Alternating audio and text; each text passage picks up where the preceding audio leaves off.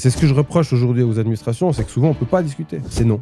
Ok, on recommence. Ça a beaucoup changé. À une époque, moi j'ai commencé, alors j'étais un petit courtier, j'étais pas du tout un promoteur comme je peux l'être aujourd'hui, mais poignée de main, ça voulait dire quelque chose. Les municipaux, ils nous recevaient, c'était des gens qui avaient envie de faire avancer les choses. Aujourd'hui, ils osent plus prendre de décisions parce qu'ils ont peur de se faire taper dessus ou de se faire dézinguer sur les réseaux. T'amènes une contrainte, une norme de plus, elle a une conséquence. La conséquence, c'est du temps. Du temps, ça coûte cher. Surtout dans l'immobilier, parce que quand tu as beaucoup de fonds immobilisés, des crédits qui tournent, ça coûte de l'argent. Et puis, il y a un coût supplémentaire d'ouvrage. Dans un monde où tous les coûts de construction ont déjà augmenté depuis un petit moment, là, ça a une finalité, c'est que les objets qui sortent neufs sont plus chers. Hey, c'est Edouard, bienvenue dans l'After, le podcast dédié à l'immobilier et au monde du business en Suisse romande. Ce podcast a un seul objectif, rassembler des experts à travers tout le pays pour vous partager les meilleures informations sur l'immobilier et le monde des affaires. Si vous appréciez le contenu, je vous demande une seule faveur, laissez-nous un avis 5 étoiles sur la plateforme que vous utilisez. Allez, bon épisode. Nouvel épisode aujourd'hui avec Mathieu Maillard. Salut Mathieu. Salut. Tu as fondé Maillard, le groupe Maillard, qui regroupe donc architecture, courtage et promotion. Exact. De manière générale. C'est ça. C'était quand déjà ? 2015. Il y a 10 ans. Ça fait 10 ans, on a fêté les 10 ans cette année, ouais. Bon, félicitations. Merci. Bon anniversaire. Et avant l'immobilier, tu as commencé par la politique. Je voulais venir là-dessus directement sur le sujet le plus clivant. Mais comment t'es tombé dans la politique ? Parce que beaucoup t'ont vu déjà probablement sur entrepreneur sur la télé. Comment t'arrives dans la politique ? Alors à la base, Pourquoi ? j'y suis arrivé par mes grands-parents maternels qui étaient des radicaux à l'époque lausannois. Qui étaient membres du parti à Lausanne et puis qui m'ont un peu embrigandé là-dedans. Et c'est vrai qu'assez vite, je m'y suis intéressé. J'ai assez vite trouvé le parti dans lequel mes idées collaient le plus, même si elles collaient pas forcément à 100% toujours, mais c'est là où j'étais le plus à l'aise. Puis je suis rentré à l'époque aux Jeunes libéraux radicaux par intérêt. J'avais une petite vingtaine d'années, 17-18 ans même, je pense. Et puis intégré le comité, devenu vice-président, fait une campagne nationale. Mais à l'époque, on n'avait aucune chance d'être élu quand on était jeune, mais ça permettait de découvrir ce monde-là, qui m'a beaucoup plu. Puis ensuite, j'ai été élu conseiller communal à Lausanne en 2015. J'ai fait une législature et j'ai arrêté, non pas par volonté, mais parce que j'ai déménagé. Mais voilà, c'est quelque chose que j'ai beaucoup aimé. Et puis c'était plus de la passion et c'était pas à la place d'un métier. C'était vraiment quelque chose que je faisais à côté. Mais ça prend beaucoup de temps et c'est vrai que quand on développe une société, une entreprise, c'est pas forcément toujours très compatible. D'ailleurs, malheureusement, je fais partie d'une branche politique où souvent les gens reviennent à la politique un peu plus âgés parce que je suis en plein dedans, enfants en bas âge, entreprise qui se développe et en fait, faire les deux, c'est très très compliqué, quoi. Moi, ça me paraît impossible. Si je devais faire la politique aujourd'hui, je pourrais pas, j'ai pas d'enfant. Alors aujourd'hui, je vous dis honnêtement, avec 2 enfants en bas âge en plus, je sais pas où je mettrais les séances qu'il faut faire pour ça. En revanche, je suis toujours, j'accompagne certains candidats des fois, je participe aux recherches de fonds, donc j'ai pas complètement lâché, mais je fais plus des choses qui ont un impact sur l'agenda hebdomadaire qui est déjà largement rempli, quoi. Conseiller communal à Lausanne, ça prend combien de temps par semaine ? C'est tous les mardis. Donc un mardi sur 2, il y a la séance qui commence grosso modo à 18h, qui va se finir vers 11h, 23h donc. Et puis le mardi d'après, on a ce qu'on appelle le groupe, c'est-à-dire en fait les échanges interpartis, dans le parti pour préparer la séance d'après. Et puis entre deux, il y a encore des commissions. Moi, j'étais par exemple à la commission permanente des pétitions, donc ça c'est facilement une fois par mois, un bout d'après-midi, plus une ou 2 autres commissions. Donc ça représentait grosso modo en termes de temps un bon 15% sur une semaine, quoi. Ok, bon, ça va. Ça va, mais ça se fait de manière milicienne. En plus des heures de boulot, il faut pouvoir prendre congé parfois quand les séances sont en journée. Et puis, mais après, voilà, c'était un rôle que j'adorais. Puis il faut bien se rendre compte que quand on est conseiller communal à Lausanne, on se retrouve au législatif de la 4e ville du pays. Donc il y a quand même un côté assez grisant aussi, parce que c'est des vrais sujets politiques. On n'est pas que en train de parler de l'emplacement de l'arrêt de bus et du passage piéton. Il y a des vrais sujets politiques et moi, ça me passionnait. Après, j'étais pas forcément du côté de l'échiquier où on avait le plus de chances de gagner les votes, donc c'était des fois parfois aussi très frustrant. Mais à côté de ça, c'est une expérience que j'ai adorée et que je recommande à tous ceux qui voudraient en faire, parce que mine de rien, ça reste un des seuls moyens de faire passer ses idées, en tout cas plus à mon avis qu'en hurlant sur Facebook ou LinkedIn, quoi. Mais est-ce que tu fais vraiment passer tes idées en Suisse ? Tu peux faire bouger un peu des trucs ou pas ? Oui, bien sûr. À l'échelle d'un conseil Alors à la communal. vitesse suisse, ça veut dire lentement. Mais bien sûr, je veux dire, à un moment donné, quand on déposait des interpellations, des postulats, des choses qui amenaient soit des vraies questions, soit des idées, Bah, elles se traitent. Alors, de nouveau, à un rythme très suisse, mais n'empêche que si tu fais autrement. Alors, oui, il y a l'option d'aller hurler dans la rue, comme font certains en ce moment. Bon, bah, c'est une autre manière. Moi, c'est pas la mienne. Donc, je préfère la version où on respecte les institutions. Mais voilà, c'était quelque chose qui m'a permis d'amener quelques idées. J'avais fait partie de la commission qui avait traité tout le projet du stade de la Tuyère. Moi qui suis un fan de foot, un fan du Lausanne Sport, c'était hyper passionnant. J'ai mené des négociations avec des élus verts sur le chauffage de la pelouse synthétique du stade. Enfin, voilà, c'est des choses où franchement, je me rappelle encore aujourd'hui. Et puis, on a trouvé des compromis, encore une fois, à la Suisse. Tu me donnes un bout, je te donne un bout, puis on avance. Et puis franchement, c'est quelque chose que, ouais, oui, on arrive à faire passer des idées. Pas toutes celles qu'on voudrait, mais c'est ce qui fait aussi notre force, à mon avis, hein. Aujourd'hui, on a élu le futur président de la Confédération. Il a fait un score historique. Et il faut se rappeler qu'il est vigneron, il est vaudois. Et à l'époque, il a battu un type qui était diplômé d'Harvard et polyglotte. C'est la magie de la Suisse, quoi. Je veux dire, donc ça, faut pas le changer. Non, c'est vrai. Il y a combien de personnes au conseil communal à Lausanne? 100. Ah, 100. Ouais. Ok. Ouais. Et tu dis les IDPLR, ça passe pas trop. Non, parce qu'en gros, c'est 65% à gauche et 35% à droite, grosso modo. Mais tu peux UDC, faire passer des PLR. trucs. Ouais, Quand t'arrives même. parce que bah il y a quand même pas tous, mais il y a quand même des gens avec qui on arrive à discuter. Et puis bah cette majorité-là, elle peut changer aussi, hein. Donc les campagnes sont là pour se battre et puis amener des idées. Là, il y a le système d'élection qui va changer, ou dans le sens où le bulletin pour la municipalité, ce sera plus des listes par parti, mais ce sera une liste unique avec des cases à cocher. Donc ce qui fait que Tu la sélectionnes que puissance, les personnes tu qui. sélectionnes les 7 que tu veux, Ok. mais tu mets plus une liste et puis tu tires les 5 de la liste. Alors, enfin, tu votes socialiste, le POP va avec. Ça, c'est fini. Il faudra cocher la case du candidat POP pour voter pour lui. Et ça peut avoir un gros impact. Donc voilà, il y a des rééquilibrages qui pourront peut-être se faire en mars prochain, qui font que bah, une ville comme Lausanne va rester probablement à gauche, hein, on ne se fait pas d'illusions, mais peut-être un peu moins. Il y a aussi le quorum qui change, c'est-à-dire qu'avant, il fallait faire un certain pourcentage minimum pour avoir le droit à des sièges au conseil communal. Aujourd'hui, c'est fini. Si tu fais quelques voix, tu auras le droit à au moins un siège. Donc, ça va rééquilibrer aussi. Il y a des petits partis qui feront des sièges qu'ils ne faisaient pas avant. Enfin, voilà, pas mal de choses qui peuvent bouger. Mais bref, tout ça mis bout à bout font que, oui, on peut faire avancer les choses. Évidemment, quand tu as la majorité, tu fais avancer tes idées plus vite, hein, mais c'est comme partout, hein. À la maison, quand il y en a deux qui décident plus que l'autre, bah, c'est ses idées à lui qui passent avant. Bah, c'est comme ça aussi partout, quoi. C'est à quelle échelle le plus intéressant de faire la politique, à ton avis?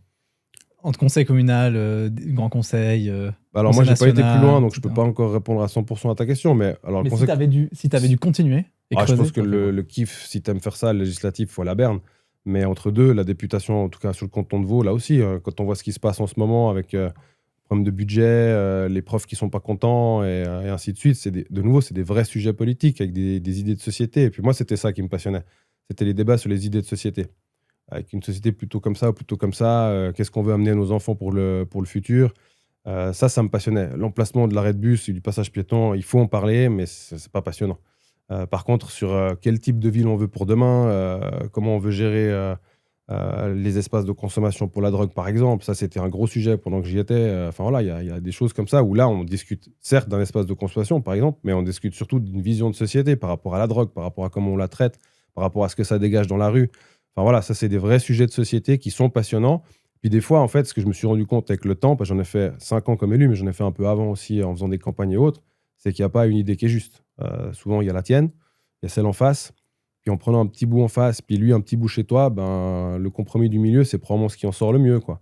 Et ça, c'est un petit truc qui s'est perdu un peu en Europe quand tu regardes la politique, mais en général, où voilà, c'est hyper clivé, gauche, droite, voire extrême gauche, extrême droite dans certains pays. Enfin, ils se tapent dessus à la télé, il n'y a plus personne qui écoute l'autre. Enfin, moi, je trouve ça d'une tristesse absolue. Puis chez nous, on a la chance, pour l'instant en tout cas, d'avoir un tout petit peu gardé une capacité d'écoute qui fait qu'on avance. Puis de toute façon, on n'a pas le choix, en fait. Le système est fait comme ça, et puis c'est ce qui le rend, je disais avant, magique, mais je pense qu'il est vraiment magique, ouais. Ouais. Bah, c'est très intéressant ce que tu dis, parce que je suis intimement convaincu de ce consensus en Suisse. Et d'ailleurs, étant valaisan, en Valais, on a beaucoup de centres. Hein. Voilà. C'est ce que vous n'avez pas ici. Hein, Ouais. hein, Ni pour ni contre, bien pas. au contraire. Ça n'existe pas, le centre. Mais non, mais ça cherche le consensus, le centre.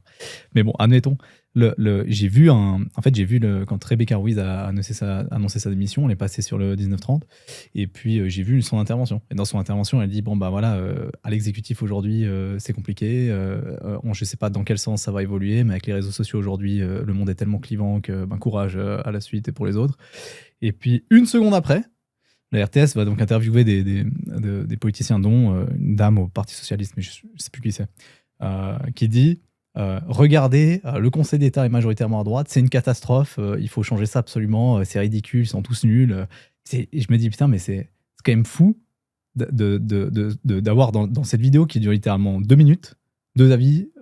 Enfin, deux amis, un qui dit le clivage c'est catastrophique pour la politique et bref pour le monde en général, hein, le monde politique. Et une seconde après, on a l'exemple parfait de ce qu'il faut pas faire. Enfin, je sais pas. Oui, puis les réseaux sociaux, ça aide pas. Hein. Parce que c'est facile de déverser sa haine derrière un écran. Et les politiciens aujourd'hui, franchement, alors, on peut s'en plaindre. Je fais partie de ceux qui s'en plaignent quand ça va pas, en tout cas pas dans mon sens, ni dans l'image de la société que j'aimerais pour l'avenir. J'ai pas de souci à dire que certains ont des idées qui sont pas les miennes et puis qu'il faut les combattre. En revanche, quand moi j'ai commencé, les réseaux sociaux, ça existait, mais c'était pas ce que c'est aujourd'hui. Aujourd'hui, le vrai problème, c'est qu'en fait, tu te fais démolir dès le moment où tu dis quelque chose. Je veux dire, en passant chez toi, je prends déjà le risque de me faire dézinguer demain par un type qui n'était pas d'accord et puis qui va aller le taper sur son clavier puis faire enter à la fin. Le gars, même tu l'as devant moi, il dit pas un mot. Donc aujourd'hui, il faut avoir le cuir tenace pour faire de la politique. Et s'il y a une chose qu'on ne peut pas reprocher à des politiciens élus dans les municipalités ou dans les conseils d'État et autres, c'est qu'ils bossent. Ils en font des heures. Et ça, les gens ne se rendent pas compte. Ah ouais mais attends, tu travailles Moi, je ne m'en rends pas compte de ça. Non, mais tu travailles toute la semaine et puis après, tu as encore toutes tes représentations parce qu'il faut aller inaugurer la nouvelle salle de classe ici, la nouvelle salle de gym ici, la fête des pompiers, le truc, le machin. Non, mais il faut se rendre compte. C'est des heures et des heures et des heures de boulot. Alors, on peut reprocher le résultat de certaines idées. Des fois, l'activation des idées prend tellement de temps, mais parce qu'il y a une grosse administration. Enfin bref. Et on peut parler après de la partie immobilière, permis de construire. Là, on peut y aller des heures aussi. Mais en soi, on ne peut pas leur reprocher de ne pas travailler. Donc moi, des fois, quand je lis certains commentaires, je trouve nul, en fait, parce que attaque-toi à l'idée, mais pas à la personne. Parce que la personne, elle bosse, ça, c'est sûr. Les mecs, ils font 80, 100 heures par semaine. Personne ne pourra jamais dire l'inverse, ou alors il ment. Voilà. Donc, et puis surtout, ça, c'est les gens qui sont payés pour le faire. Mais après, il y a encore beaucoup de gens dans les petites communes. Ils font ça en dehors de leur boulot. Hein. Ils ont un défraiement, ça leur paye même pas les vacances. Ça, faut pas l'oublier. En revanche, moi, j'ai beaucoup plus de difficultés à défendre les administrations qui sont devenues lourdes avec des fois des chefs de service ou des chefs de service 2FE qui se prennent pour des shérifs. Ça, c'est des fois un peu plus dérangeant pour moi. Mais quand même, les mecs qui sont au-dessus, une Rebecca Ruiz, si elle arrête, c'est comme on est, c'est plus tenable entre tout ce qu'elle a à faire et à subir. Et franchement, c'est triste parce que je pense que c'est quelqu'un qui ne méritait pas de finir comme ça, en tout cas. C'est mieux de s'occuper du législatif ou de l'exécutif? C'est très différent. Législatif, tu débats. Ouais, c'est ça. Moi, L'exécutif, t'exécutes. Voilà. Donc, tu dois appliquer un programme, tu dois tenir ta collégialité. Encore une fois, ça, je ne l'ai jamais fait, donc je ne peux pas juger. Mais ils sont beaucoup plus modérés. Les gens, ils n'ont pas le choix, en fait. Parce que... ils n'ont pas le choix, en fait. Le principe, c'est que tu es 7, puis il faut que ça avance. Si tu mets les pieds au mur à chaque fois qu'on discute, il n'y a rien qui avance. C'est pas possible. Le principe de collégialité, c'est ça. Alors que dans un législatif, le but, c'est de débattre. Et on vote à la fin. Mais il y a des fois des débats enflammés. Et moi, j'adorais ça. Il y a des gens qui sont hyper bons, en plus, dans l'art oratoire. Et ça peut donner des trucs qui sont géniaux à écouter.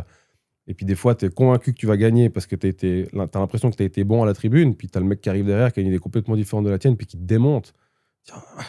Puis tu retournes derrière, ou tu as un collègue qui prend le relais. Enfin voilà, ça peut donner des échanges fantastiques. Tu as une politicienne ou un politicien qui est sorti du lot, enfin que tu as croisé dans ta carrière, tu t'es dit, putain, il est vraiment, ou elle est vraiment bonne pour ça. Art oratoire, et en plus, il est plutôt dans mon domaine, c'est Olivier Feller. Olivier Feller, conseiller national PLR, président de la Chambre vaudoise immobilière. J'aimerais bien l'avoir ici, moi. Ah, lui, à écouter, pour moi, c'est le meilleur. Ouais. En plus, il est bilingue, il a la même aisance en suisse-allemand. Donc, et puis, en plus, on a les mêmes idées, donc ça aide à écouter aussi. Hein, mais après, ben voilà, il y y a des gars d'autres bords que je trouve aussi très bons, mais je ne veux pas leur faire de la pub pour autant, quand même. Faut pas exagérer. Ok. C'est quoi tu disais que tu étais aussi un des premiers à critiquer les personnes qui n'ont pas les mêmes idées pour la société que tu veux demain, mais c'est quoi la société que tu veux demain, toi? Moi, j'aime le principe que la méritocratie, c'est quelque chose qui m'a toujours plu. C'est pour ça que j'ai basculé très vite côté libéral radical, parce qu'en fait, on doit mettre en valeur, mettre en avant ceux qui bossent, ceux qui créent, ceux qui veulent créer, les aider. Moi, je déteste les sociétés d'assistés où en fait on en crée, qu'on assiste les gens qui ont des problèmes, bien sûr. Par contre, qu'on crée des assistés parce que le système l'appelle, non, ça va pas. Quand on voit ce qui se passe en France, mais c'est lunaire. Tu as bientôt plus d'argent en faisant rien qu'en travaillant. Enfin, c'est pas ce que j'imagine pour mes enfants. Et là, à sujet d'actualité, les profs qui font la grève, je suis pas en train de dire que le sujet ne mérite pas qu'ils se battent. C'est pas du tout ça. Mais quel exemple tu donnes? T'es pas content? Tu vas plus travailler? Bah, c'est pas comme ça que ça marche, quoi. T'es pas content, tu discutes, tu négocies, mais tu t'arrêtes pas de travailler. Tu donnes quoi comme exemple aux gens qui sont dans ta classe? On n'est pas content, demain il n'y a pas cours. Ben non, c'est nul. Enfin, à mon avis, hein, encore une fois, c'est pas une société qui me plaît. Et je trouve des fois, on a tendance à glisser dangereusement vers ce côté un peu, malheureusement, un peu français, où dès que ça va pas, on tire la prise, on débraye. Les Français, ils ont quand même inventé la grève préventive. Hein. Ça, c'est exceptionnel. On fait la grève pour pas annoncer qu'on va faire grève. Ça, il n'y a que les Français qui font. Mais bref, ça, c'est un système, moi, c'est une société qui me donne pas du tout envie. Quand on discute avec un écologiste, et j'ai eu l'occasion de le faire beaucoup au conseil communal, c'est des gens qui ont des dogmes, certes, mais à un moment donné, ceux avec qui j'étais, on a réussi à faire avancer des projets. Je parlais avant du chauffage du terrain de foot synthétique de la Tuyère. Pour un écologiste, chauffer un terrain de foot, c'est une aberration. Et sur le fond, il n'a pas tort. En revanche, c'était nécessaire pour obtenir certaines autorisations par rapport au label UEFA du stade, qui nous permettra ensuite de jouer la Coupe d'Europe. Et en l'occurrence, Lausanne Sport, quelques années plus tard, est en Coupe d'Europe en ce moment. Et en fait, si on n'avait pas fait cette négociation à l'époque, on aurait dû aller jouer nos matchs à Berne, à Genève ou je ne sais pas où. Ce qui aurait été aussi une aberration, sachant que tu mets 82 millions sur la table pour faire un stade tout neuf.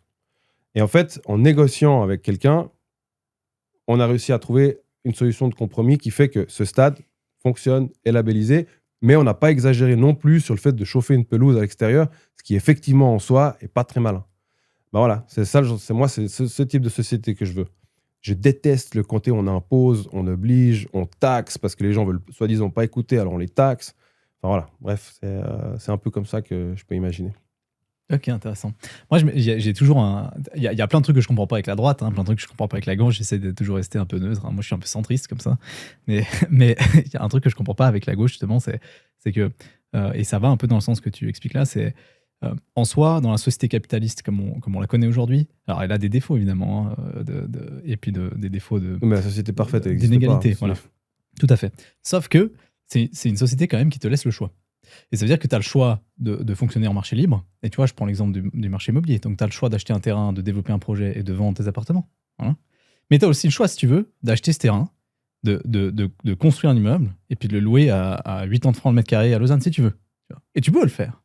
Et moi, ce que j'ai toujours, et la peine que j'ai avec la gauche pour ce sujet-là précisément, hein, c'est que pourquoi est-ce que tu veux imposer aux autres ce que toi, tu veux pas faire? Alors, ça veut dire pourquoi est-ce que toi t'achètes pas ton terrain, tu construis ton immeuble et tu le loues et tu perds de l'argent tous les mois? Pourquoi est-ce que tu le fais pas? Parce que tu peux le faire, t'as le droit. Il y a personne qui t'empêche de faire ça ici aujourd'hui.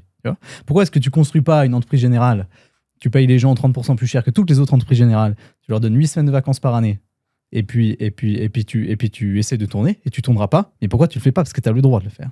Tu vois ce que je veux dire? Oui, ben moi c'est un modèle dans lequel je me retrouve pas et c'est ce contre quoi je me battais. Je me bats aussi toujours aujourd'hui, mais sur d'autres manières. Mais en fait, souvent, ce que je reproche aux idées de gauche, c'est que faites comme je dis, mais pas comme je fais, quoi. Donc ça, c'est un truc qui m'insupporte. Et en fait, moi, je fais beaucoup plus confiance à l'humain. C'est-à-dire qu'à un moment donné, moi, je crois au fait que les gens vont y arriver tout seuls, en fait. Nous, l'État doit mettre un cadre, bien sûr, doit mettre des garde-fous. Il y a des tâches régaliennes de l'État qu'on ne doit jamais changer, l'éducation, la police, ainsi de suite. On doit mettre ces cadres, mais après, dans ce cadre, laissons les gens faire. Aujourd'hui, si on fait le parallèle avec l'immobilier, on a des règlements, et en fait, qui ne sont pas appliqués comme... enfin, un règlement, tu le lis, puis tu as une interprétation de ce règlement. Bah, aujourd'hui, en fait, l'interprétation qui fait foi, c'est celle du chef de service. Mais si le chef de service, il est plutôt là ou il est plutôt là, c'est pas la même interprétation, mais il y a que celle-là qui va compter. Et ça, non, le cadre, il est comme ça. Dans ce cadre, laisse-moi faire. C'est ce qui fait qu'on amène des bâtiments différents les uns des autres, parce que mon bureau d'archi va pas dessiner le même que le bureau d'à côté, parce qu'en fait, il y a 2 sensibilités différentes, mais le cadre est le même. À la base, il y a un gabarit. Ben, dans ce gabarit, on va travailler. Et il y a certains qui vont pousser les mètres carrés jusqu'au dernier, parce que c'est un projet qui doit aller comme ça. D'autres qui vont pas le faire, parce qu'en fait, ils veulent amener une esthétique différente. Mais en fait, laisse les gens faire. Tu as mis un cadre. Laisse-les travailler dans ce cadre-là. Ou alors, à un moment donné, fais toi-même. Et puis, on ferme tous les bureaux d'archi, on étatise, et puis il y a un grand Manitou en haut qui décide ce qu'on veut, et puis voilà, non, mais c'est bon. Compliqué, ça. Ouais, mais bon, à un moment donné, c'est un peu ce qu'on vit aujourd'hui. Je sais que tu as reçu mon pote Julien Pellegrino il y a 2-3 épisodes en arrière, et il racontait un peu les méandres de se faire mettre à l'enquête aujourd'hui avec un projet. Tout ce qu'il dit est vrai. Je veux dire, aujourd'hui, pour aller à l'enquête, en fait, tu négocies plus avec ton bureau et tes collègues, tu négocies avec le type de l'administration qui vient et puis qui impose sa vision dans un cadre. Mais en fait, le cadre, il est plus comme ça, il est devenu comme ça. Et puis, s'il n'y a qu'une vision, c'est la sienne. Tu dois faire avec. Donc, des fois, moi, ça m'est déjà arrivé, ça n'a pas été très bien accepté, de dire, finalement, tenez le crayon et le stylo, dessinez-moi le truc, puis nous, on fera les façades, quoi. Parce qu'à un moment donné, tout ce qu'on a amené comme idée, il n'y a rien qu'à aller, alors qu'en fait, on a même vécu un truc complètement fou, je ne citerai pas le nom de la commune, où la commune nous demande un avis de droit sur notre propre projet. Donc on mandate un avocat, l'avocat fait un avis de droit, 4-5 pages à 4.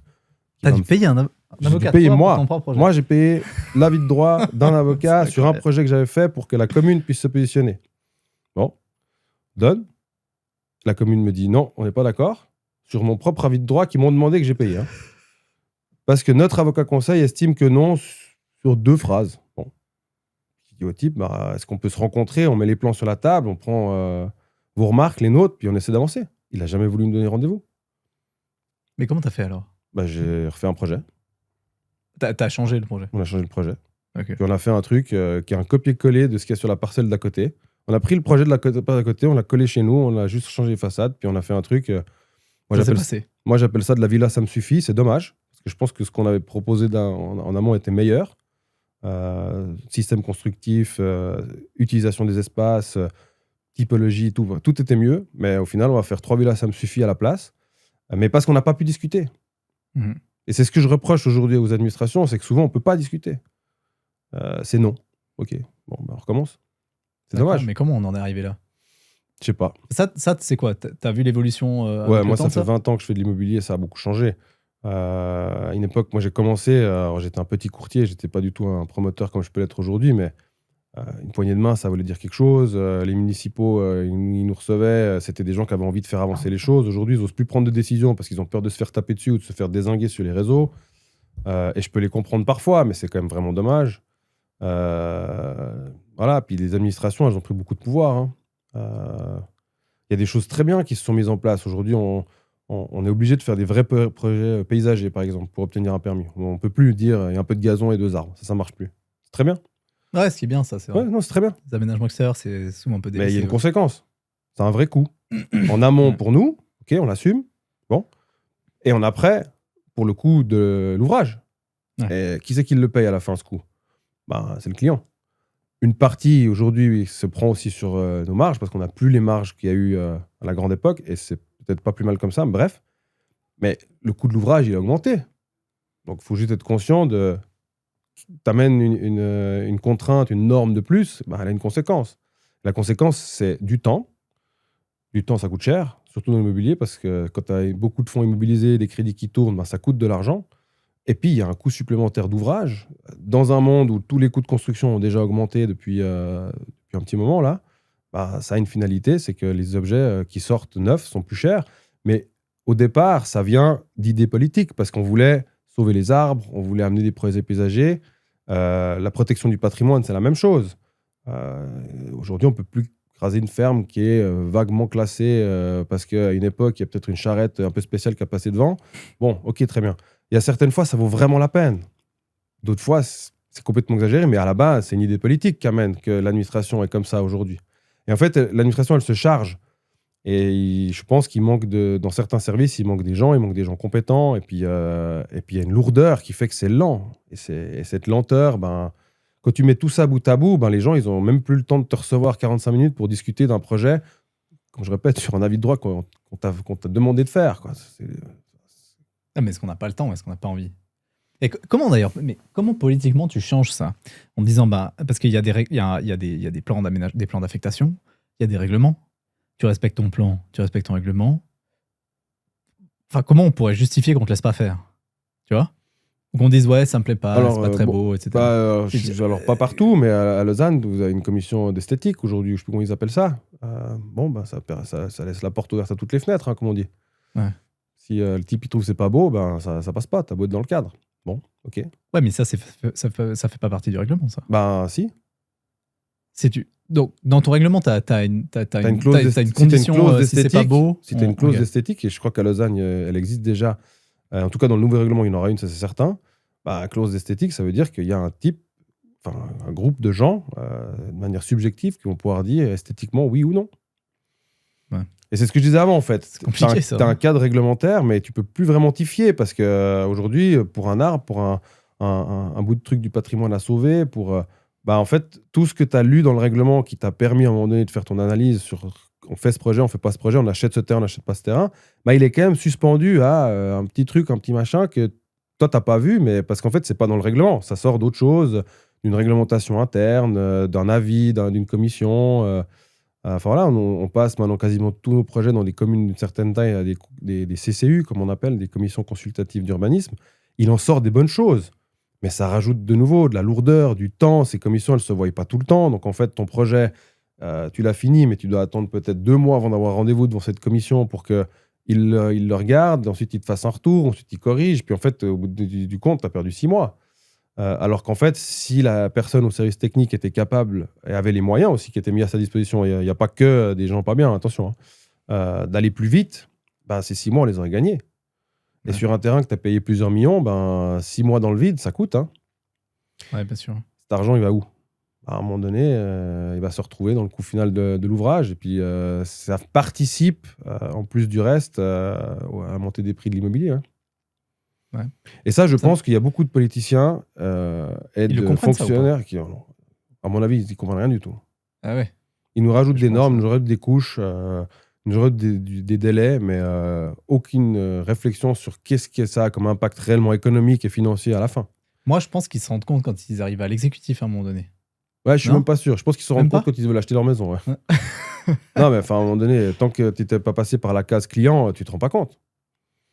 Et nous, on a des clients qui nous disent quand même, les prix, c'est devenu. Mais je vous montre. Soumission du maçon, machin, soumission du paysagiste. Et puis quand tu leur montres la soumission du paysagiste avec maintenant les projets qu'on fait, des fois, les yeux qui font comme ça. Hein. Ouais. Mais c'est ce qui fait qu'aujourd'hui, on arrive à respecter ce qu'on nous demande d'une manière administrative pour aller à l'enquête et obtenir un permis. On a fait trop. Hein. Moi, ça me paraît très difficile de faire un pas en arrière dans cet engrenage d'administration. Tu reviens pas en arrière. Possible. Tu reviens pas en arrière. En principe, une fois que la couche elle est mise, tu dois faire avec. Par contre, aujourd'hui, il faut qu'on trouve une solution pour que ça aille plus vite. Mais c'est quoi la solution? À mon avis, c'est obliger l'État, de par la loi, à avoir des délais de réponse. Mais ça veut dire aussi mettre du personnel. Parce qu'à un moment donné, s'ils sont que 2 dans un service technique et puis qu'il y a une vague de demandes, il va quand même pas réussir à les traiter en une semaine. Ça, les gens peuvent pas travailler jour et nuit non plus.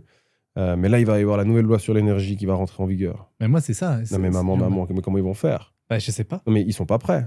Là, de nouveau, les types qui ont voté ça, ils se rendent pas compte. Ouais. Ça va être impossible à gérer.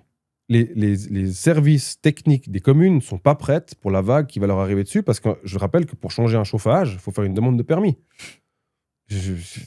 Donc, inévitablement, il y a quelqu'un qui doit, à un moment donné, passer le dossier en revue, des services peut-être qui doivent se prononcer, mettre à l'enquête, potentiellement des oppositions à traiter, parce que il peut y avoir des problèmes de bruit, des problèmes si on fait une pompe à chaleur géotechnique, il va falloir faire quand même des travaux qui pourraient avoir un impact sur le voisin. Donc, inévitablement, ça crée de l'émulation dans le voisinage. Bref, tout ça mis bout à bout, il faut traiter.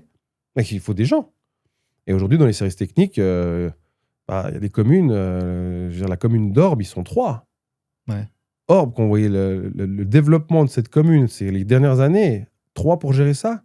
Mais c'est déjà un miracle qu'ils arrivent à répondre à tout le monde. Hein. Non, mais il faut dire les choses. Après, il y a des fusions de communes aussi, où ça se fait beaucoup dans le canton de Vaud, où Tu as des communes qui étaient petites, qui tout d'un coup se retrouvent grandes parce qu'on a fusionné 3-4 communes autour, mais il n'y a toujours qu'un type au service technique. La commune est 4 fois plus grande, donc il y a 4 fois plus de territoire à couvrir, des nouveaux PACOM qui rentrent. Enfin bref, il faut aussi... J'ai aussi des fois de la compassion pour ces gens, même si j'aimerais qu'ils travaillent plus vite. Mais de nouveau, au départ, il y a des politiciens qui ont discuté, mais qui ne se sont pas toujours rendus compte de l'impact du terrain qui va derrière. En plus de ça, je trouve que ce qui est très très difficile, c'est qu'il faut des compétences qui sont vachement élargies aujourd'hui, hein, pour savoir maîtriser ce genre de sujet, hein. Et parce que je me rends compte de tout ce que je comprends pas, moi, quand je vois un règlement, par exemple, ou quand je vois n'importe quel sujet dans l'immobilier, hein. Il y a plein de trucs, il y a des détails, je sais pas, franchement, tant que t'as pas appliqué, tant que t'as pas fait, franchement, t'es pas sûr de toi. Je me dis, c'est impossible à un niveau comme ça, un service, une administration communale comme ça, de maîtriser ce genre de sujet. Normalement, le gars ou la dame qui est au service technique est censé être le spécialiste en fait de cette partie-là. Ouais, mais dans les petites communes, souvent des généralistes un peu qui doivent toucher. Non, soit ils ont un service technique avec un spécialiste, soit ce service-là il est outsourcé, soit dans un bureau privé, ça existe encore, ou il y a un service intercommunal pour plusieurs communes. Mais les gens qui sont là sont censés être des spécialistes. Souvent, le problème qu'on rencontre, c'est qu'ils n'ont plus le temps aujourd'hui, parce qu'ils ne sont pas assez. Ouais. Pas assez, peut-être pas assez formés, je ne sais pas, mais il y a des délais de réponse qui sont intenables et qui sont limite scandaleux dans certaines communes. Encore une fois, je ne vais pas citer d'exemple ici au micro, mais il y a des communes où tu mets 6 mois pour avoir une réponse. C'est pas possible. C'est pas possible. Ouais. Surtout en phase de pénurie de logement. Ouais, puis mais de nouveau, alors ça, c'est la finalité, pénurie de logement. Ouais. Mais entre deux, il y a des gens qui ont des salaires à payer, qui ont de l'argent bloqué. Ça a un impact économique énorme. Ça de nouveau, les gens ne se rendent pas compte. Ouais. Nous, on a des millions d'or. Des millions d'or qui ne tournent pas. Il n'y a que la banque qui fait de l'argent pendant que tu attends. Ouais. Ça coûte. Et en fait, on pourrait faire plus vite, ça coûterait moins, et en fait, cet argent, il serait réinvesti. Soit parce qu'on créerait plus d'emplois encore, soit parce qu'on aurait plus de projets à on récupérait de l'argent plus vite, donc on financerait d'autres projets, puis en fait, c'est une inertie positive qui se met, mais aussi pour le marché, parce qu'on amène des logements. Et en fait, tout ce qu'on fait pour retarder, ça met l'inertie à l'envers. Inévitablement, quand tu es en pénurie de logement, puis qu'en plus, tu n'as pas d'inertie positive, mais qu'elle est plutôt négative, ça va faire que s'empirer. Ouais, bien sûr. Et ça, il n'y a pas besoin d'avoir fait les PFL pour le comprendre, à mon avis. Hein. Et à la fin de la journée, c'est des recettes fiscales en moins.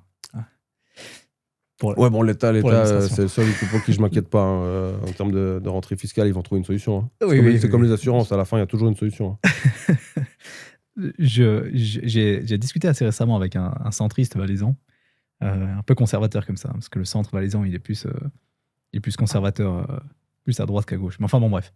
Et je discute avec lui, et puis il me dit, tu vois, moi, toutes ces discussions sur les lois sur l'énergie, etc., et puis l'évolution de la loi sur l'énergie de manière générale, j'y crois très très peu, parce que, en fait, il y a 15 ans, donc en 2010, propriétaire d'une petite maison individuelle en Valais, il y a 15 ans, moi j'ai un système de chauffage à mazout depuis la construction de la maison en 95. Okay, donc il y a 30 ans. Et à 15 ans, on m'a dit, il faut absolument installer le gaz, parce que c'est le futur, c'est l'avenir, c'est hyper important, etc. 15 ou 20 ans, hein, je ne suis pas 2 ans près. Et donc, j'ai fait. Et donc, j'ai introduit le gaz dans la maison, mais je n'ai pas changé le système à mazout, parce que 15 ans après l'installation de la chaudière, ça n'a aucun sens. Mais donc, j'ai installé le gaz. Donc, j'ai payé, puis on a installé le gaz. Puis maintenant, on me dit, il faudrait presque rouvrir la route pour ressortir la conduite de gaz, parce que ça ne sert plus à rien, puis le gaz, ça pue la merde, en gros. Voilà. Et donc, ce n'est pas l'avenir. Et donc, ce qu'il me dit, c'est, en gros, là, on fixe des objectifs dans ces lois sur l'énergie qui seront pratiquement, donc de manière pratique, impossibles à réaliser. Hein, objectivement, aujourd'hui, c'est impossible à réaliser. Je pense que ce sera très compliqué. Beaucoup de sujets de la loi sur l'énergie, si on parle de celle du canton de Vaud. Et donc, moi, ce que je compte faire, c'est que je change ma chaudière à mazout tant que j'ai le temps, et puis je remets une chaudière à mazout qui coûte 2 balles. Aujourd'hui, ça ne coûte plus rien. Et puis, je la tire 15-20 ans. Puis, dans 15-20 ans, quand on sera de nouveau reparti en arrière parce qu'on sera rendu compte qu'on est allé droit dans le mur puis on s'est planté, eh bien, je ferai ce qu'il faudra faire à ce moment-là. Ouais, après, moi, j'ai pas la boule magique, mais de toute façon, la chaudière à mazout, c'est fini. Ça, faut être clair. Si tu la changes pas par l'obligation de la loi, tu finiras par la changer quand elle tombe en rade, puis tu remettras pas une. Donc, la théorie, elle tient qu'à moitié. Le gaz, c'est la même chose.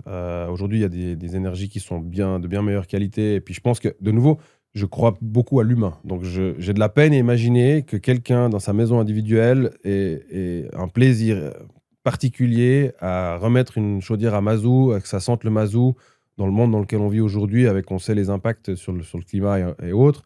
Je ne pense pas que les gens soient assez bêtes pour faire ça. Genre, au moment où la chaudière va tomber en rade, parce qu'elle arrivera un jour en bout de vie, il changera de toute façon son chauffage pour quelque chose de plus écologique et de mieux. La loi sur l'énergie a comme objectif d'accélérer tout ça pour finalement dégager toutes les énergies fossiles. Mais on sait très bien que ce sera impossible de tenir les délais qui sont dedans. Enfin, en tout cas, moi, j'y crois pas non plus. En revanche, ça va donner une incentive. Mais en même temps, on met cette loi, puis on vient de voter sur un truc où on n'a plus le droit de déduire les frais d'entretien de nos déclarations d'impôts, qui était l'autre incentive qu'on avait pour donner envie aux gens de faire des travaux d'entretien de leur maison, dont changer les fenêtres et autres. Parce que travaux d'entretien, c'est pas ajouter une pergola qui fait porter de la valeur à ta maison. Hein. Travaux d'entretien, ça veut dire ce que ça veut dire, c'est entretien. Donc, on te dit... Ça va revenir, ça. Ouais, mais c'est pas encore tout à fait clair de comment les calculs vont se faire. Mais on vote il y a quelques temps là-dessus, puis en même temps, tu as le Grand Conseil vaudois qui te met une loi où on t'impose de faire ces travaux qu'on vient de te dire que tu n'auras plus le droit de déduire. Donc des fois, il y a aussi de nouveau des aberrations de ce genre. C'est le raisonnement. Hein? C'est le raisonnement de ma connaissance, là. Il me dit, tu vois, moi, j'achète une chaudière à mazout maintenant, je la paye 2 balles. Et qu'est-ce que je m'en fous? Et en plus, je pourrais la déduire encore. Je la tire pendant 15-20 ans et je peux déduire. Puis dans 15-20 ans, de toute façon, je pense que la pompe à chaleur que j'aurais mis aujourd'hui, elle n'aurait pas été... elle sera potentiellement interdite parce que comme le gaz qu'on m'a dit de mettre il y a 15 ans. Et puis ouais, mais là, la personne en question, elle fait une réflexion purement économique. Bon, il a le droit, hein. C'est ses sous, c'est pas les miens. Maintenant, je pense qu'aujourd'hui, si j'étais à sa place, je chercherais une solution parce que voilà, moi j'ai des enfants et puis que je pense qu'on peut se poser la question de faire mieux que remettre une chaudière à mazout.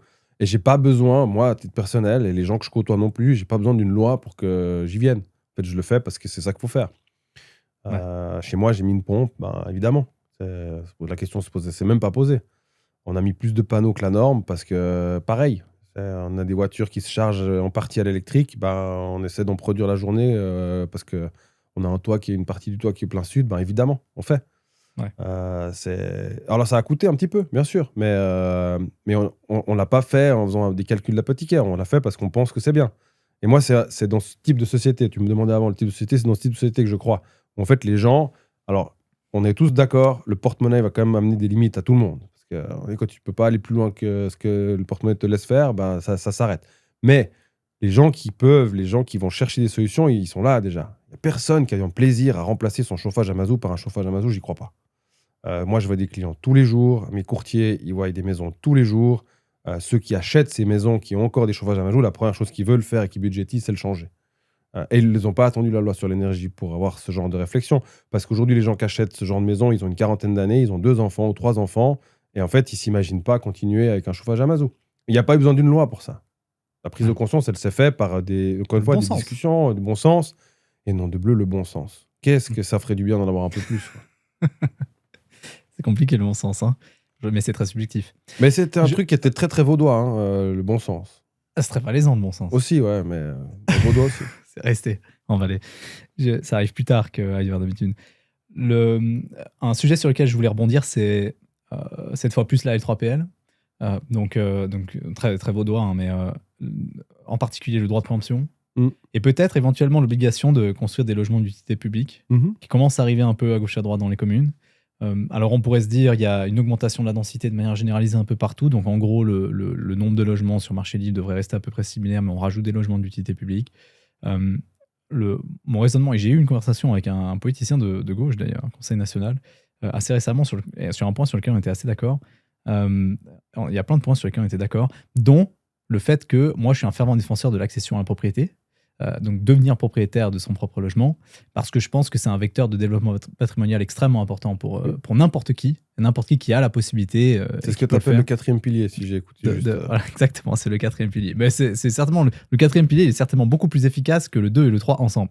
Et en tout cas, c'est ce qu'il a prouvé jusqu'à aujourd'hui. Et puis, typiquement, donc une zone de développement à Genève, j'arrive à comprendre, mais le logement d'utilité publique, c'est pour moi, c'est une fausse bonne idée. Je sais pas. Alors, j'aurais plutôt tendance à dire il y a des logements qui doivent être vendus à un certain prix qui est déterminé par un règlement, par une loi. Le logement d'utilité publique, il s'adresse à des gens qui ne seront jamais propriétaires. Il ne faut pas non plus se leurrer. L'accession à la propriété en Suisse, elle a beau être inscrite dans la Constitution, ça reste un rêve en Suisse pour beaucoup. Et j'utilise le mot rêve exprès, hein, alors que dans les pays qui nous entourent, comme les pays typiquement l'Espagne ou le Portugal, c'est une normalité de devenir propriétaire. Chez nous, ça l'est pas. Faut être clair. Et les logements d'utilité publique s'adressent à une population qui a besoin de logement et qui ne pourront pas payer plus que ce que le logement d'utilité publique va proposer comme loyer sur le marché. Après, où il faut faire attention, c'est de nouveau, moi, j'ai pas envie non plus d'une société qui fait des appels d'air, en fait. Donc, on doit créer des logements pour une partie de la population dont les revenus ne permettront pas ni d'avoir des loyers plus chers, ni encore moins d'être propriétaire un jour. Donc, ça, je ne remets pas en question. En revanche, il faut faire attention de comment on le met en place, comment on attribue les logements, et puis qu'on contrôle. Parce qu'en fait, une situation d'une personne qui a des revenus modestes à un instant T, ce ne sera pas toujours le cas. Et en fait, ça, typiquement, il faut contrôler. Tu accèdes aujourd'hui à un logement pas cher, très bien, parce que ta situation te le permet, mais ce ne sera pas forcément cette situation qui va prévaloir toute une vie, et là, on doit contrôler. Là, on doit faire en sorte que, de nouveau, ça tourne. Les gens, ils doivent pouvoir utiliser ça comme un tremplin pour aller plus loin. On leur permet d'avoir un logement pas trop cher, qui va leur permettre de... En plus, en principe, ils sont plus ou moins bien placés, parce que c'est plutôt en ville, accession aux mobilités et autres, mais de nouveau, l'objectif, c'est de faire en sorte qu'ils puissent sortir de ça, aller dans le marché libre, libérer ce logement pour le suivant, au même titre que celui qui quitte son logement loué pour aller dans l'appartement qu'il a acheté, il libère un logement à louer. Donc en fait, quand nous, on fait des promotions, on fait de la PP, prix du marché, aujourd'hui, il ne faut pas se leurrer, le prix du marché, il est assez élevé partout. Mais en fait, les gens qui viennent acheter ça, ils vont libérer un logement loué. Donc en fait, on libère un logement, et moi, je rêverais d'une société où en fait, on aide les gens à passer les étapes, mais je ne suis quand même pas non plus trop idéaliste pour imaginer que toutes les étapes vont être passées par tout le monde. Donc, il en faut. Par contre, il est possible d'en créer sans que l'État mette son nez tout le temps dedans. Encore une fois, je parlais de cadre avant. Dans les nouveaux PACOM, il y a des villes qui ont imposé un certain pourcentage de LUP dans les nouvelles constructions. Laissons le promoteur privé appliquer ce qui est dans le règlement, plutôt que de venir lui préempter la parcelle pour le faire soi-même, mais le faire à une lenteur, mamma mia. Alors que le promoteur, lui, il a un intérêt à ce que ça aille vite. Par contre, il n'a pas forcément de problème à faire du LUP. Il faut juste que, de nouveau, le cadre soit respecté, que la discussion ait lieu et qu'on avance. Aujourd'hui, les communes, ils ne réfléchissent pas comme ça. Ils disent, il y a une opportunité, hop, on préempte, on va faire nous. Comment on va faire nous? Ils n'ont pas d'architecte, ils ne savent pas faire. Nous, on s'est fait préempter 2 fois. La vérité, c'est qu'une, c'était il y a 2 ans et demi, ils n'ont pas planté un clou. Il n'y a rien à l'enquête, il n'y a rien. Il n'y a rien à l'enquête. Non, ils ont mis 18 mois pour faire un concours de coopérative, une histoire à mort-moelle-neu, là. Il ne s'est rien passé pendant 2 ans et demi. Si on nous avait laissé acheter le bâtiment, aujourd'hui, ce serait en chantier et on ne serait pas très très loin de les livrer, ces appartements. Et on aurait pu faire du LUP. Le partenariat...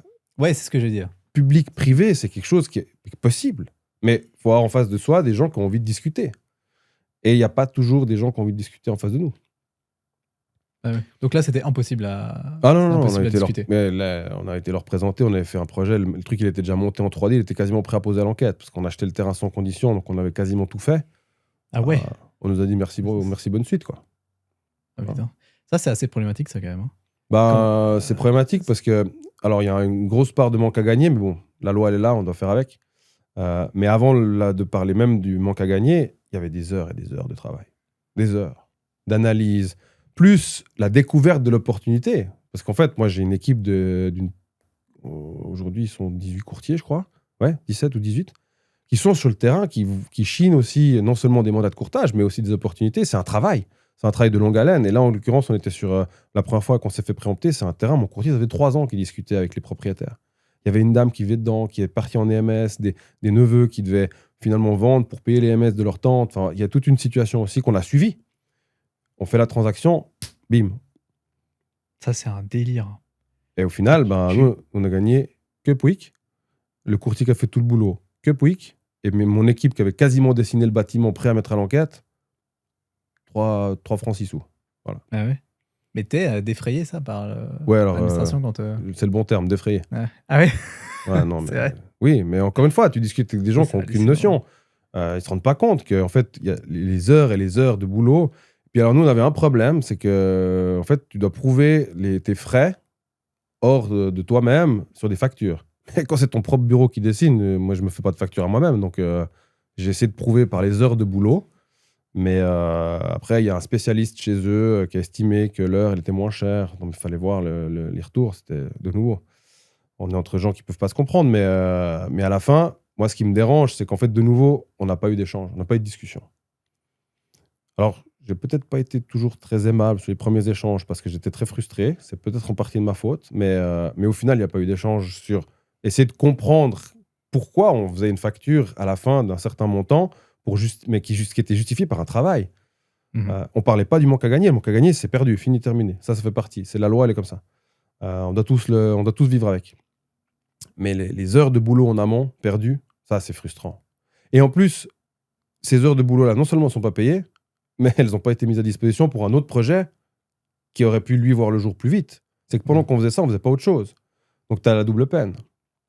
Ça, les municipaux, les chefs de service qui s'occupent de ce genre de dossiers de préemption, ils ne se rendent pas compte. C'est incroyable, ça. C'est qui décide de préempter? Là, c'était la municipalité. Ils avaient une enveloppe à disposition pour le faire. Une enveloppe pour la législature. Et puis, le terrain qu'on achetait, alors, ça aurait été un bâtiment construit à préempter. Ils auraient dû passer devant le conseil communal parce que le montant aurait été beaucoup plus haut. Mais là, c'était que le terrain.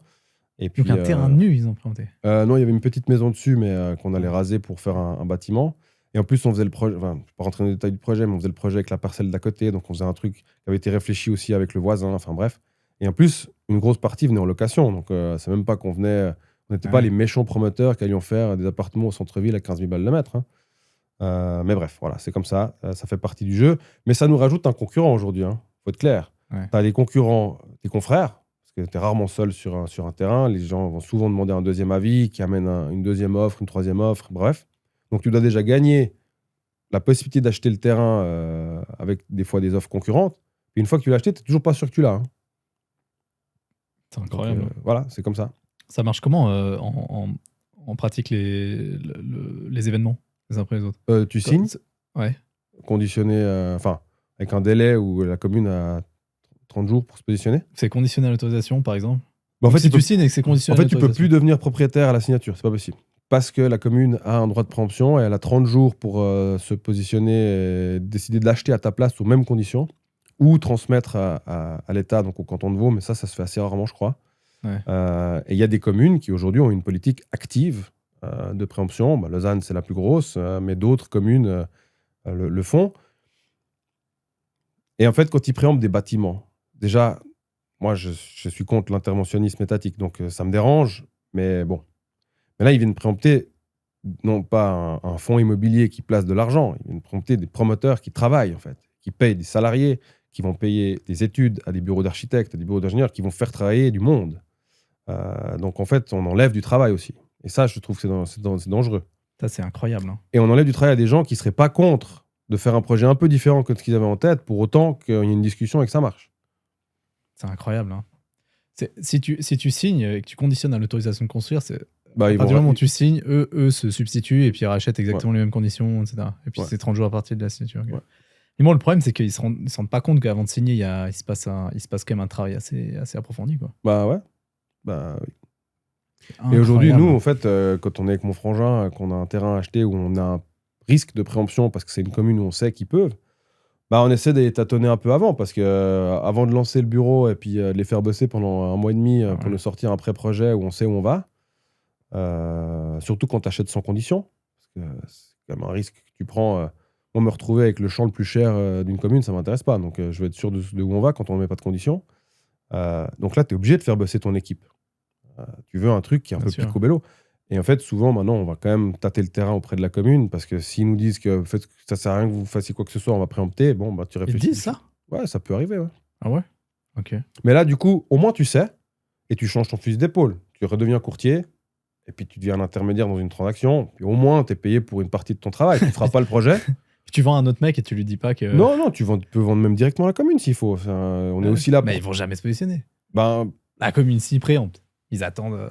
Bah, en fait, Moi, je suis la commune, j'attends que quelqu'un d'autre fasse le travail. Quand le travail est fait, et que j'ai ouais, mais juste à s'ils ont récupérer décidé les de fruits. préempter et puis que le prix que toi t'avais négocié il leur convient, potentiellement, Ah ouais? ouais, tu peux Ok. trouver des solutions. Mais de nouveau, discussion. Ah, Ils c'est discutent, fou, ça. vous voulez faire quoi? Ah, c'est ça que vous voulez faire. Bon, ça nous arrange pas, mais comment on peut trouver une solution pour que le vendeur, qui est la personne avec qui tu discutes au départ, vous, in fine, qui allez de toute façon acheter, vous avez préempté. Et puis nous, au milieu, on gagne tous un peu notre vie convenablement et que ça avance bon sens. Voilà, mais c'est pas toutes les communes, de nouveau. Ouais, c'est incroyable. Ça creuse la pénurie de logement. Hein. Mais À ça des ralentit, dimensions ça assez ralentit incroyables. tout est aujourd'hui ralenti par des moncellements d'administratifs, de gens qui n'ont pas le temps de répondre, de gens qui veulent pas te recevoir, de gens qui savent pas. Parce qu'en fait, on leur change un truc. Une fois, c'est les impôts qui changent, une fois, c'est ci, une fois, c'est ça. Puis en fait, les gens, ils n'ont pas le temps d'absorber la nouvelle directive, qu'il y en a une nouvelle qui arrive. Et enfin, voilà. Puis les couches. Et à la fin, bah, tout ça ralentit le système et rajoute des problématiques pour amener des logements sur le marché. Ouais. Incroyable. Pour te dire, j'ai passé mon après-midi d'hier à écrire à tous les propriétaires qui nous ont vendu des terrains conditionnés au permis pour leur souhaiter de belles fêtes et puis leur dire où on en était dans le développement du projet parce qu'en fait, l'obtention du permis est évidemment hyper importante pour nous parce qu'on va faire le projet, mais aussi pour eux parce que c'est à ce moment-là qu'on va leur payer la grosse partie de ce qu'ils nous ont vendu. Et en fait, quand j'ai réalisé les dates à laquelle on avait signé certains achats, et l'étape où on en est, alors qu'on a déjà vu la commune une fois, 2 fois, des fois 3 fois, c'est là que tu réalises que ça prend vraiment plus de temps qu'à l'époque. Vraiment beaucoup. Là, on a des choses qu'on a signées il y a plus d'une année. On n'a toujours pas pu déposer le dossier à l'enquête. Ouais, c'est fou. Hein. Parce qu'on n'a pas encore reçu la réponse de si. Là, la dernière en date, c'est une histoire de service pompier. Le terrain, il est comme ça. Mais tout le coin est comme ça. Et dans le nouveau règlement, il y a une variante sur l'arrivée du camion pompier. Et mon frère se prend la tête avec les services pour trouver une solution pour que ça respecte cette histoire d'accessibilité du camion pompier. Mais ça fait 2 mois qu'on cherche une solution. Avec des gens qui nous disent « Ouais, mais le règlement dit ça. » Ouais, bah pour une fois que vous l'appliquez à la lettre, c'est peut-être pas la seule fois que ça nous arrange pas, quoi. Et en fait, ça prend du temps de nouveau. J'en reviens toujours à la même chose. Bah, Et c'est énergivore aussi. Hein, c'est vrai qu'on a ce qui est difficile à comprendre, je pense, pour le commun des mortels, c'est que on a la durée d'autorisation de construire qui a augmenté. Mais si on regarde les statistiques, elles ont augmenté, mais de manière assez modérée. Non, c'est le délai préalable. Justement, exactement, ce que j'allais dire. Une fois que tu es publié, ça va relativement vite. Et d'ailleurs, alors il y a un seul point positif à tout ça, c'est que la partie opposition va aussi un peu plus vite maintenant, parce qu'en fait, les projets sont tellement carrés, parce qu'ils nous ont tellement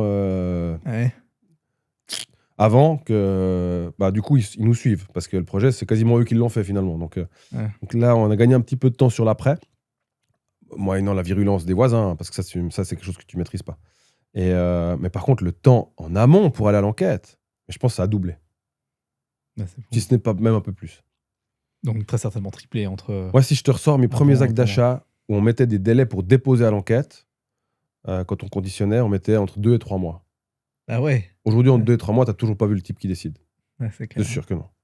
Donc, ça montre, et c'était il y a 10-12 ans en arrière. Hein. Mais le préavis, comment tu l'obtiens en combien de temps? Préavis communal. Mais ça dépend des communes. Mais alors, c'est quoi le plus rapide, c'est quoi le plus lent? Dès le moment où toi, tu as fait ton pré-projet, la fourchette, ouais. Il faut 1 mois et demi, 2 mois, minimum. Mais ça peut être beaucoup plus long. Ok. Et puis dans le préavis, tu donnes quoi comme info? Bah, c'est presque le projet terminé en soi. Non, il n'est pas terminé, mais il est bien avancé. On a déjà toutes les typos, on a déjà toutes les surfaces, on a les concepts feu, on a les concepts de circulation, on a les concepts de parking. Ça aussi, hein, d'une commune à l'autre, ça change complètement. Ouais. T'as une commune qui te dit, mais si vous n'avez pas tant de places de parc, vous ne pouvez pas faire autant d'appart. Puis la commune d'à côté, ils te demandent de sucrer les places de parc parce qu'ils n'en veulent pas. Bon, bah, c'est-à-dire que c'est pas du tout le même type de projet en termes de mobilité. Donc ça, on essaie d'aller déjà relativement loin dans le pré-projet. Ouais. Un truc que je comprends vraiment pas avec le droit de préemption pour un terrain comme ça, c'est que quand tu vas fixer ton prix d'acquisition, tu vas fixer ton prix d'acquisition sur la base d'un prix par mètre carré de surface de plancher que tu peux construire. Okay. C'est parce que tu vas pas dire j'achète le terrain à 2 millions. Tu vas dire bon bah j'achète le terrain. Je connais pas beaucoup de confrères qui achètent en levant le doigt mouillé puis qui donnent le prix. Hein. Donc oui, ils ont fait des calculs. Ouais, justement. Oui, mais dans le sens on fait des calculs en disant bah voilà moi je vais payer 2000 francs le mètre carré de surface de brut de plancher que j'ai le droit de construire. Ouais. Voilà. Et je m'engage à construire ce que je peux construire, c'est-à-dire l'indice d'utilisation du sol au maximum. Voilà. Mais quand tu as signé ça et que la commune préempte la commune fait pas de projet. J'arrive pas à comprendre ce qui se passe en fait. Enfin, pour le vendeur, je sais pas. Enfin, Ah non, mais parce que là, c'est pas si la commune fait pas de projet ou si la commune. bah, Si la la commune, ils ont acheté le terrain. Ouais, mais je dis à la commune a acheté le terrain. Mais Ils ont payé le terrain, mais- ils sont ouais, mais quel prix? propriétaires. Quel le, prix même, si tu. le même prix que moi. Ouais, mais si tu dis, si je définis mon prix en fonction de l'autorisation que je vais obtenir. Ouais, Tu mais vois. en fait, eux, ils ont estimé que ce prix-là, ils pouvaient le payer pour faire du LUP à 100%. C'est ça leur réflexion. Et ils vont faire un bâtiment, en termes de volumétrie, à peu près le même que j'avais prévu, mais Ok, ce sera que du LUP. La différence, et c'est là où le jeu est pas égal, c'est qu'eux, ils n'ont pas besoin de faire de rendement. Bien sûr. Ouais. Et ils doivent faire un rendement ultra minimum qui permet à tenir l'immeuble, Incroyable. à l'entretenir. Mais moi, je peux pas faire ça. Mais tu peux pas avoir un truc rentable. Bah, en fait, si je fais ça, je paye comment les gens? Non, mais je me dis, la municipalité, elle perd forcément de l'argent. Bah, en fait, c'est pas qu'elle en perd, c'est qu'elle en gagne pas, mais elle met à disposition des logements d'utilité publique sur le marché. C'est ça le principe du droit de préemption. C'est pas de Ouais. gagner de l'argent, Ah, c'est non, d'amener bien des, sûr. des appartements à loyer d'utilité publique sur le marché. En chippant, si j'ose utiliser ce terme, des parcelles qui se vendent de privé à privé. Voilà. Ouais. C'est ça le principe. Je reviens à ce que je disais tout à l'heure. Ça, je comprends pas ce système. Pourquoi il n'y a pas une. Il pourrait y avoir très bien je sais pas, dans l'administration communale, une section promotion immobilière, et ils ont qu'à faire leur travail de recherche de terrain. Tu vois ce que je veux dire? Mais c'est pas le cas. Ce serait très spécial. Mais pourquoi pas? Ce serait très spécial, mais plus égal avec le travail à fournir. Parce que là, franchement, c'est la substitution comme ça, c'est assez. C'est un peu du vol, quoi. C'est un peu Bah, bien sûr, l'expropriation, puis quoi. surtout, en fait, ils se rendent pas compte de tout le travail qu'il y a en amont de prospection. Ouais. Ça, c'est un travail, c'est tous les jours. Ouais. Tous les jours, c'est de longue haleine, c'est du suivi, c'est... comme je te disais avant, mon courtier, il a mis 3 ans avant qu'on arrive à se mettre d'accord avec pour l'achat, mais parce que la situation qui était derrière ne permettait pas de le faire avant aussi, certes, mais c'est nous qui avons fait ce boulot. Ouais, bien sûr, ouais. C'est nous qui avons fixé le prix avec les gens. C'est nous qui avons fait les analyses pour que la transaction se fasse. Et in fine, la commune, elle a juste pris à notre place, mais elle n'a pas fait tout ce travail, et en plus, elle n'a pas payé pour. Donc là, ça joue pas, à mon avis. Mais après, voilà, il y a d'autres communes qui jouent plus le jeu, et puis au final, c'est aussi les premières. Là, en l'occurrence, c'était une commune qui faisait ça pour la première fois. Je pense qu'il y aura des améliorations sur l'application qui vont arriver.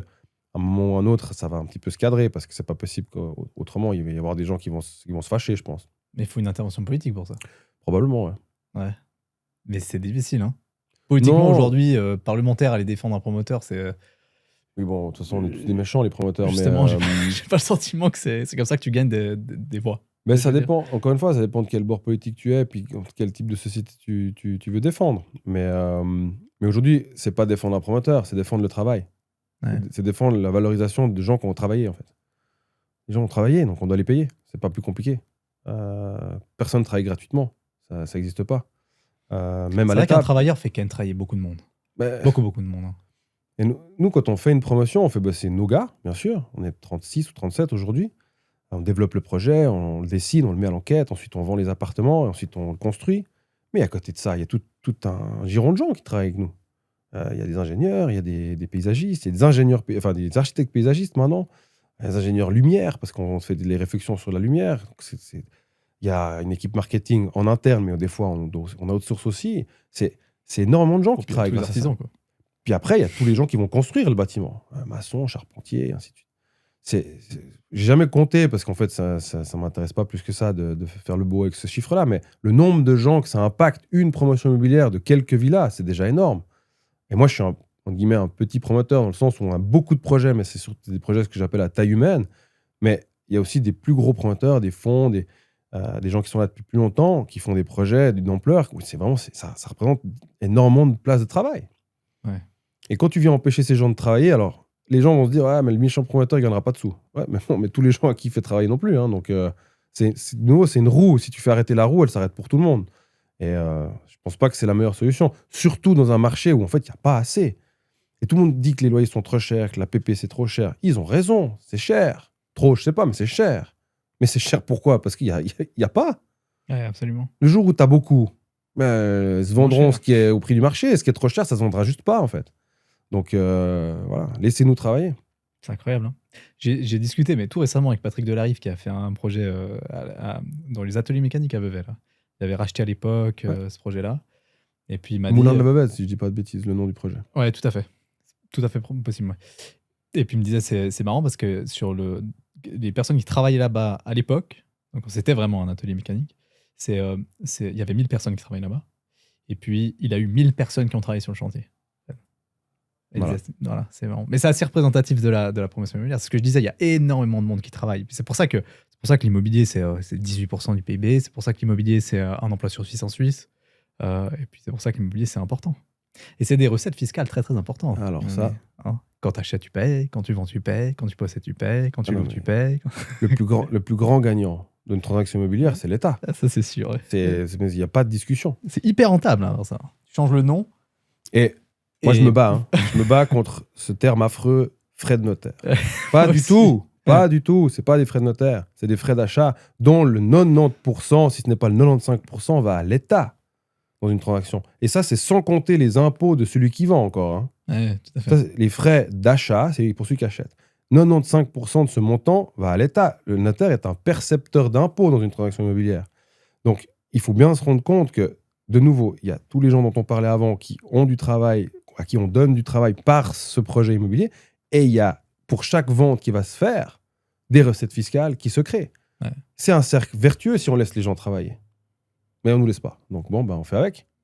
Ouais, exactement. Bon, les notaires sont pas à plaindre. Hein. Ils s'en sortent aussi.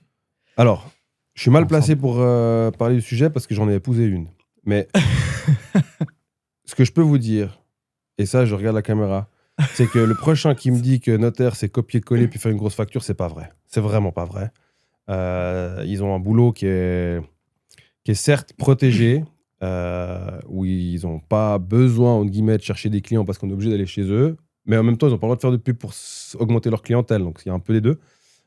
Mais c'est un boulot où ils ont une pression de malade. Ils gèrent des dossiers chaque année aussi beaucoup plus compliqués. On leur rajoute des couches chaque 1er janvier. Là, il y a une nouvelle variante qui arrive sur les garanties dans les ventes immobilières. Ça rebrasse un petit peu le truc à partir du 1er janvier. C'est quoi ça ? On ne pourra plus transférer les garanties d'un objet neuf à la personne qui l'a acheté. On devra les assumer jusqu'au bout, la personne qui a construit. Ah ouais ? Ouais, si tu rénoves, pareil ? Non, parce que si tu rénoves, au principe, il n'y a pas de transaction. Mais si tu fais une... Non, mais si tu changes ton frigo, tu as une garantie de 2 ans. Non, tu peux toujours céder ça. Ça, c'est différent. Ok, d'accord. Mais si tu construis une promotion et que tu vends les appartements neufs in fine, puis c'est toi qui as porté le projet jusqu'au bout et que tu livres, ce que font les gros, hein, les CFF typiquement travaillent comme ça, en fait, au moment du transfert de propriété, tu ne pourras plus céder les garanties à la personne qui est devenue propriétaire, qui, elle, se retrouve à devoir faire se battre, se battre, faire valoir ses garanties auprès de tous les prestataires. Tu vas rester responsable. Ok. Ça change au 1er janvier. Voilà, ça leur fait du boulot en plus parce qu'il faut changer tout, il faut expliquer, les gens s'inquiètent, voilà. Mais non, il faut arrêter de penser que les notaires sont ultra bien lotis. Je ne vais pas les plaindre, je ne me permettrai pas d'aller jusque-là, mais j'aimerais profiter que je suis là pour démonter un peu une fausse idée. Et ce ne sont pas des frais de notaire, ce sont des frais d'achat. Ouais, ça c'est vrai. Ouais, changer l'appellation. Ouais. Alors, j'en ai posé une, c'est ce que je l'ai déjà dit, mais avant ça, j'ai été clerc de notaire pendant 5 ans avant de faire du courtage immobilier, donc j'ai vu de l'intérieur ce que c'est ce métier. Et voilà, c'est un métier où les gens comptent non plus pas leurs heures. Et puis là, je peux vous dire qu'en fin d'année, ils sont tous en train de ramer là. Ouais, je pense. Faut tout signer vite. Bon, ça, c'est tout le monde pareil. Hein. Toi aussi, t'es en train de ramer. Oui, mais nous, on est le chef d'orchestre. Quand tu fais du courtage, tu dis à lui, il faut faire ça, il faut faire ça, il faut faire ça. Non, mais dans le G. Ouais, mais dans le G, bon, oui, on construit, mais au final, on n'a rien à livrer avant Noël qui fait que... Ah bon ? Non. C'est une année exceptionnelle. Mais le courtage, oui, là, tous mes gars, ils sont sur le pont, là, ils bossent beaucoup, mais au final, à la fin, il y a quand même 2 personnes qui vont faire qu'on arrivera à faire la transaction, et c'est pas l'acheteur et le vendeur, hein. C'est le notaire et la banque. Voilà. Ouais. Et eux, ils rament, ouais. Les notaires, ils rament. Ils ont de la peine à obtenir des réponses des caisses de pension, des banquiers. Ouais, c'est un métier que je pense des fois, il faut de temps en temps rappeler que c'est pas si facile. Absolument. Bon, Mathieu, merci infiniment. Avec grand plaisir. Pour le partage, c'est un plaisir. Et puis, je te souhaite... Ça faisait longtemps que j'ai pas reparlé autant de politique, ça fait plaisir, c'est marrant. Ah ouais ?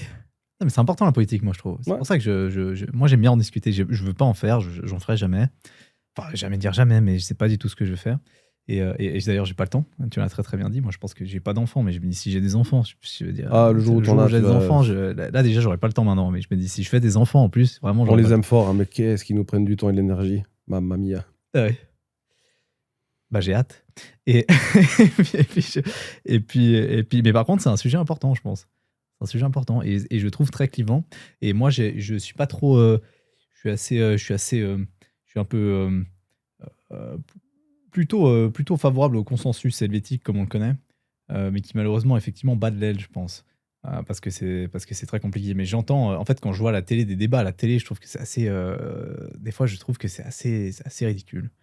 C'est un peu, vous vous dites ça chez vous, la gauche, vous dites ça chez vous, la droite. Et je trouve que c'est assez. Il y a beaucoup de conversations stériles dans un débat, je trouve.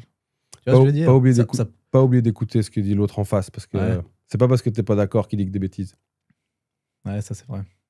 Mais c'est difficile quand même. Tu vois, d'avoir une conversation pendant 1 heure avec quelqu'un à qui fondamentalement tu penses complètement l'opposé, je trouve que c'est pas évident. J'ai jamais vraiment eu cette Non, expérience, mais en l'occurrence, moi j'ai deux de mes meilleurs amis qui on ne partage pas beaucoup d'idées politiques, et elles sont les deux marraines de mes enfants, et ça pose pas de problème, hein. ah ouais? Ouais. C'est intéressant ça. Je les ferai pas voter à droite. Elles me feront pas voter à gauche, je pense, mais on arrive quand même à échanger, et puis ça fait 30 et 20 ans que ça dure, donc c'est possible. Ok. Bon, bah, très bel exemple. Merci Mathieu. Avec Ciao. plaisir.